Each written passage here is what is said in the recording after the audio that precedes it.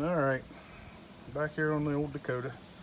Tried the stud gun. It would not pull them. This dent is just too stiff, so we got the redneck power winch here hooked to the Dodge, hooked to the other Dodge. So let's see what happens here.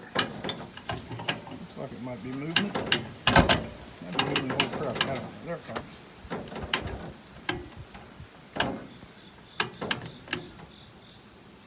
Be great if the winch would pull.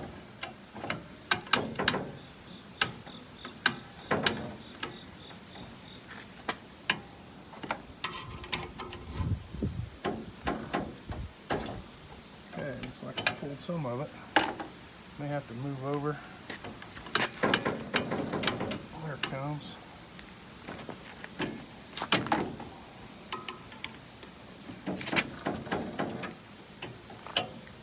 Skip a bunch of it.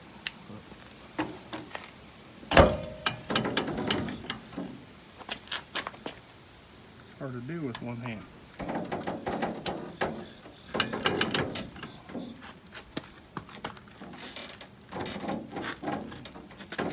Move over and get a different bite on it. But you see the principle here. It's already pulled 75% of it out. And this needs to be tapped in right here as we go. While I've got pressure on it with this come along, I'll tap that in. This should be a nice radius here instead of a, you can see it comes here and then turns at a pretty steep angle. We shouldn't do that. So we'll put some pressure on it, tap that in, and probably get on a different spot on this, or may even put a little heat right there. But anyway, got some filler on this. Go ahead and continue on down here as we get the time. But while I had the stud gun, I figured I better get that big dent out. That's the only real big dent in the whole truck. Basically, this thing here dealing with rust.